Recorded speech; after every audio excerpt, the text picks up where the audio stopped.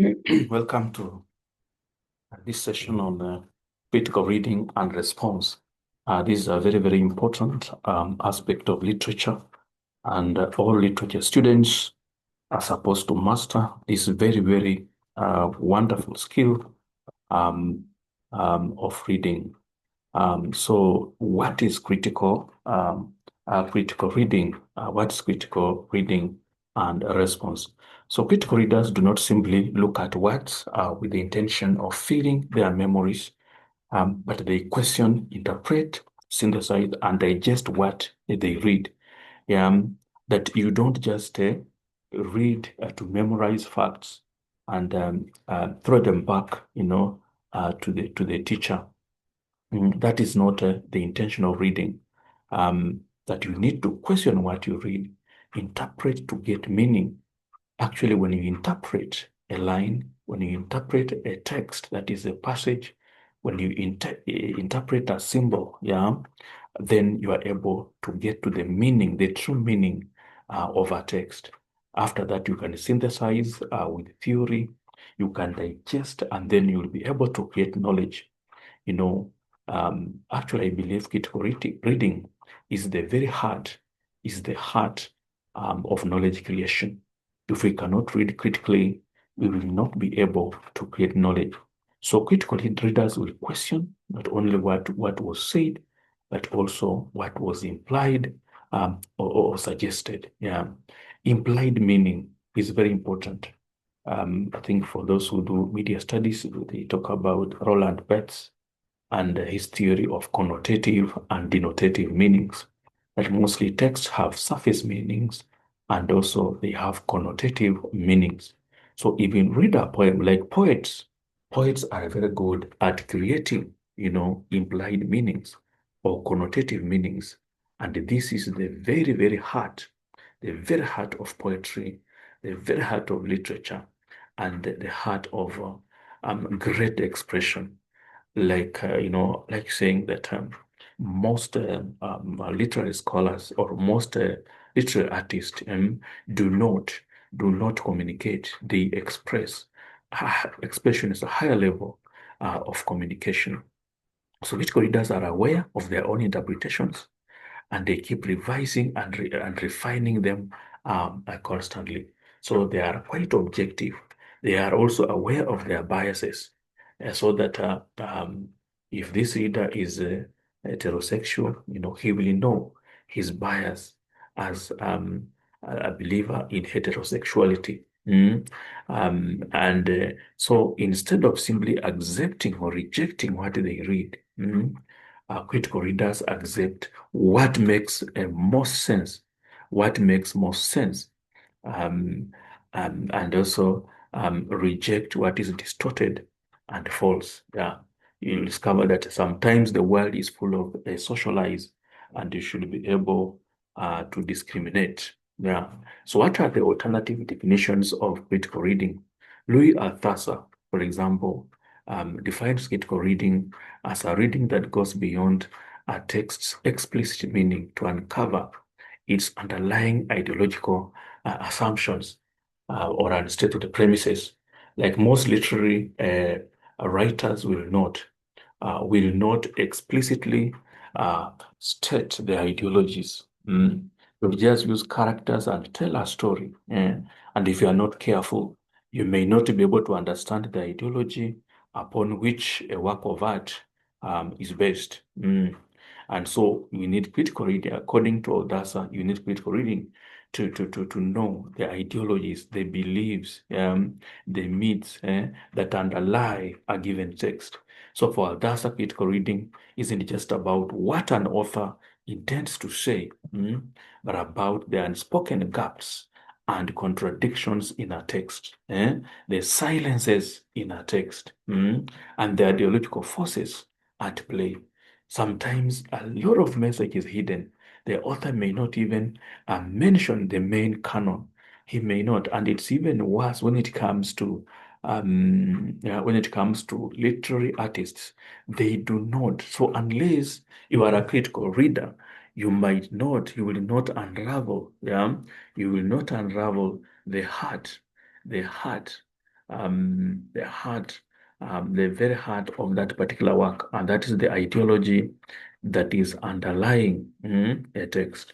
Like sometimes when I read Othello, when you read Othello as a very young author, you may not understand that there's a philosophy like Orientalism that is underlying Shakespeare's Othello. Yeah, Orientalism, this belief that, um, sections of the globe are superior to other sections. Example, the West, seeing itself as superior to the East. And that kind of binary relationship, that competition, and where one section of the world elevates itself over the other section. Yeah, you may never see that. Yeah, when you see Iago being able to trick Othello, a full commander of the army of Venice, and in 3 days, this man cannot even think and investigate the claims of Iago. In 3 days, he destroys a very good marriage just to show how the East, is an epitome of foolishness. Yeah. And the West, symbolizes, intelligence, and intellectual superiority. Yeah. So you may not see the main ideology, and that's what, Atas is trying to talk about. For example, look at Brecht, Brecht's Caucasian chalk circle. You may not know the Marxist script that underlies this book until you see Irakli picking cattle from the rich farmer and giving to that old woman. Yeah, because according to Marxism, a robber, even a thief, plays a very important role in trying to balance the wealth between the rich and the poor. And you see, that maxim is not brought out explicitly. You have to read critically to see Marxist tenets, emerging. Emerging. You have to read critically for you to see that, to understand such things. According to Paulo Freire, critical reading is reading the word and reading the world. Critical reading is an act of liberation that requires readers to actively question and challenge the power structures and social realities presented in a text. That a text has a certain power structure that it tries to inculcate in the audience, and it's upon the reader, to discover this. So critical reading, according to Freire, empower students to think for themselves and transform their world. Critical reader should be able, for example, to question the representation of marriage as a site for oppression of women in Ole Kulet's Blossoms of Savannah. According to Savannah, there is no good marriage. You see, the relationship between Milanoi and Ole Kaelo is, is a very, very hostile relationship. Is a relationship where women are presented as victims, in a marriage relationship. And so singleness is elevated over marriage because Dr. Monique, who is the most successful character, in Blossoms of Savannah, is portrayed, is portrayed as single and is happy thereafter. So a critical reader should be able to question such assumptions. Is singleness really the heart of happiness? Yeah, that does education, guarantee men and women, to live single? Is it a panacea to singlehood? Yeah. So such an assumption, should be questioned because, and we should liberate ourselves from the text that actually we cannot just take the writer's assumption as it is. That's what we are saying. According to Daniel Coulant, according to Daniel Coulant, critical reading distinguishes facts from interpretation. And a critical reader sees a text as a collection of facts to be memorized, while a critical reader recognizes that any text is a unique creation reflecting a particular perspective. That any literary text is just a perspective of a certain author. It is not a fact to memorize and just and just accept. Like, for example, looking at The Samaritan by John Lara, are all leaders really corrupt? Because you look at this book, there is not even a single leader, yeah, in the municipality who is upright. Is that a representation of life? That's just the author's perspective, and maybe he's trying to parody corruption through that kind of exaggeration. But that book does not represent, it doesn't show a perfect image of real life. Perfect image of real life. Yeah? Even the way Nicole behaves, you may see Nicole as a very, very powerful hero, but in real life, yeah, can a teacher really oppose the school administration to such a level without being sacked or interdicted? We have seen, like in the Kenyan case, where many teachers have been interdicted just for questioning a single directive from the principal. So they recognize that every text is just a portrayal, not objective truth. That the events we see in John Lara's Samaritan are not necessarily objective truth, but just a portrayal of what courage can do when we stand against forces of injustice. But it is not necessarily objective truth. A critical reader will read El Sadawi's God Dies by Nine as a portrayal of the influence of the Eid in patriarchal oppression of women. El Sadawi was a psychiatrist, and so she just wanted to see that one of the causes of patriarchy in society is having a very strong id among men. It's like men have a stronger id, yeah, that subjects them to sexual temptations and sexual trajectories, which make them oppress women. Yeah. So that is a perspective of El Sadawi. That is a perspective of El Sadawi. Then we have Charles Basama, yeah, an expert in rhetoric and writing studies. He contends that critical reading is not a passive process of receiving information, but an active one where the reader makes their mark on the text. And as a reader, you make a mark on the text. A reader makes their mark on the text. And by this, we are trying to say that a reader can make an influential interpretation of a text. You can give a text such an original interpretation that has never been interpretation that has never been seen. That's what we are saying. So for Bazarman, critical reader engages in conversation with the text, analyzing how the author constructs their argument and the choices they make regarding content, language, and structure. For example, through the context of The River Between. This book was published in 1965 when the ideas of Frantz Fanon were very influential in Africa. The question of hybridity, the question of cultural essentialism by Frantz Fanon and Aimé Césaire were really influential in Africa at that time. And Ngugi, therefore, tries to interrogate the question of hybridity. Fanon talks about the two cultures standing side by side, that Western culture and African culture should stand side by side. And in his essay, Culture and Racism, Fanon actually argues that racism can only come to an end when African culture hybridizes to a level that the Western culture now accepts to stand by Africans or African culture in the spirit of brotherhood. And that will be the end. And so it is through hybridity that racism will be brought to an end. But Ngugi is interrogating this.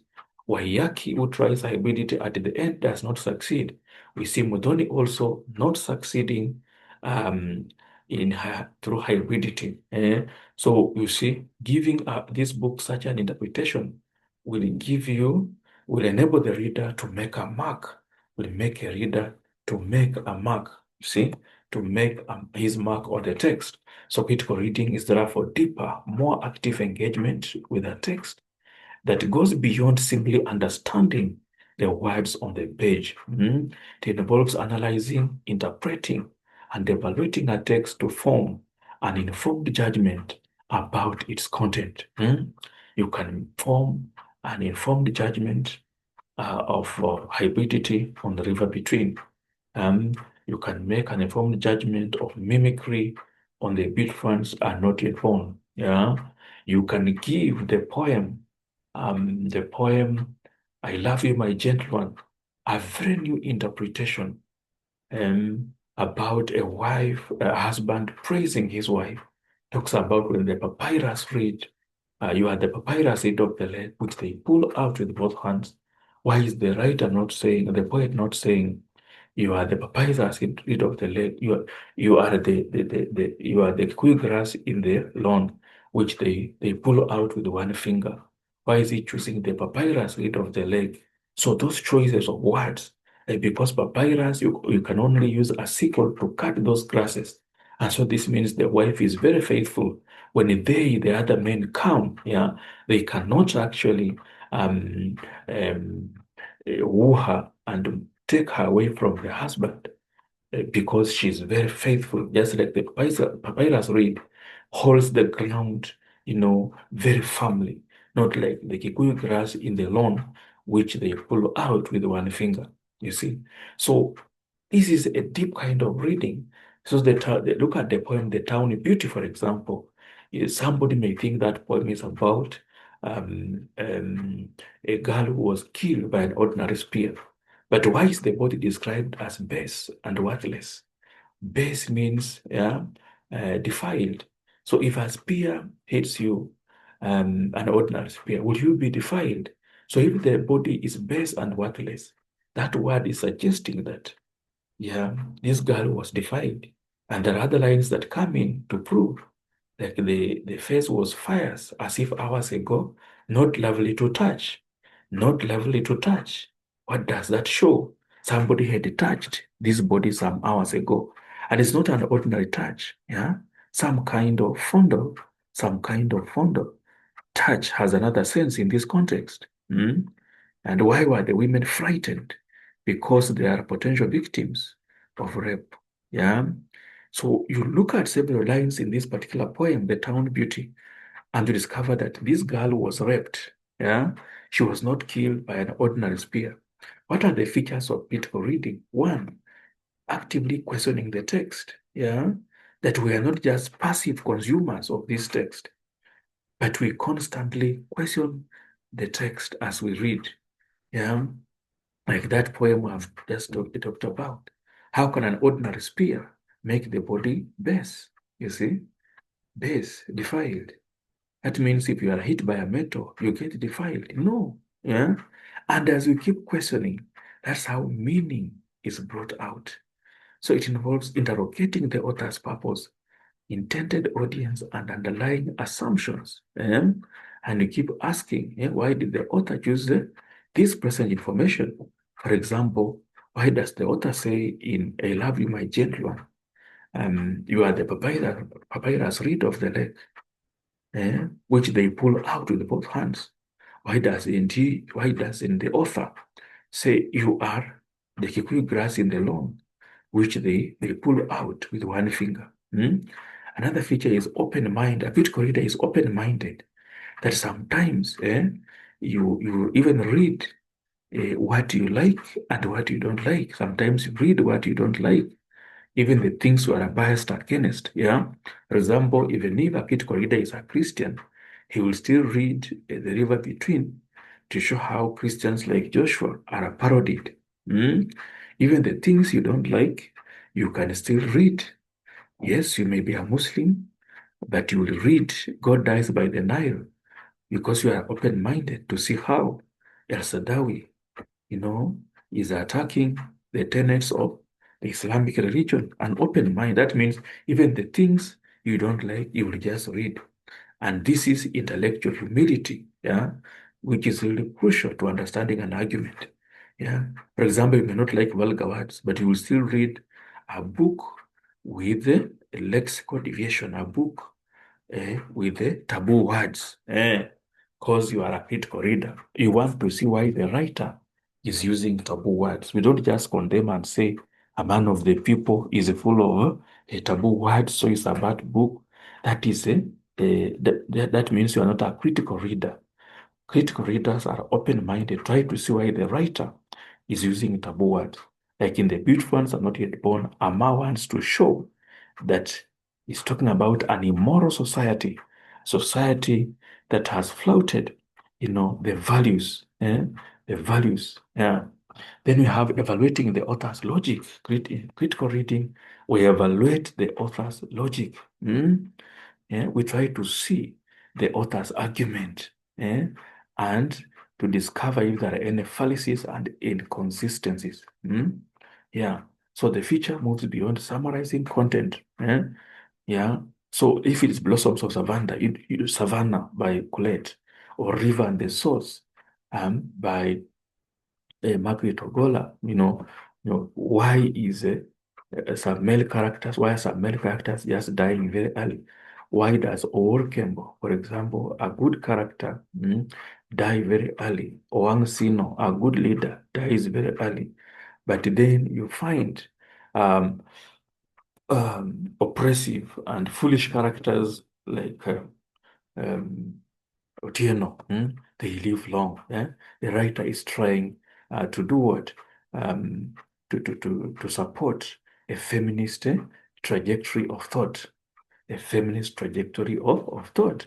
And then you evaluate it. Is this plausible? Yeah. Is it a sound argument? Yeah. And then you also, in this reading, we distinguish fact from fiction. That most of the time when characters are speaking, these are the opinions of the writer.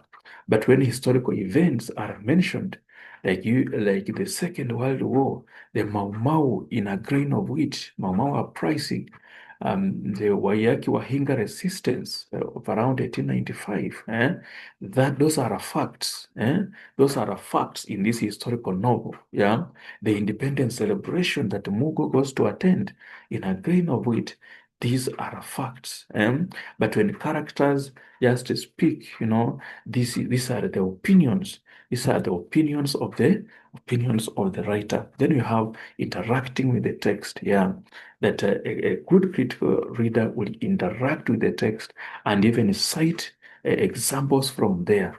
For you to make your mark on the text, you must interact with the content. You must read the work, cite from there, or paraphrase ideas from there. You cannot make a mark even if you have a lot of knowledge. You cannot make an impact without interacting with the text. And making a mark could also mean also annotating, note taking, where you respond as you read the work. You respond as you read the work. Even if you're reading a PDF, ensure you make notes somewhere to enable you, when you are responding, you paraphrase what you have written so that you show examples. So when you're writing a response, so a text response is now, an argument you derive. A question may provoke argument. So when you are responding now, you now give evidence from the text. You give evidence from the text. You argue and give evidence from the text. So in literature, you cannot score without evidence from the text. But it doesn't mean now you cite from the text, without without a theoretical idea, without a concept. So first of all, if there are features of critical reading, you cite the feature, you give the feature, and then you cite from a text to illustrate. That is now what we call a response. Literal responses must involve examples from primary text to support your argument. Thank you for listening to me. Thank you for listening to me. That was a great session. And I know we will grow in literature. So remember to subscribe to this channel and promote it so that we continue promoting knowledge. Thank you.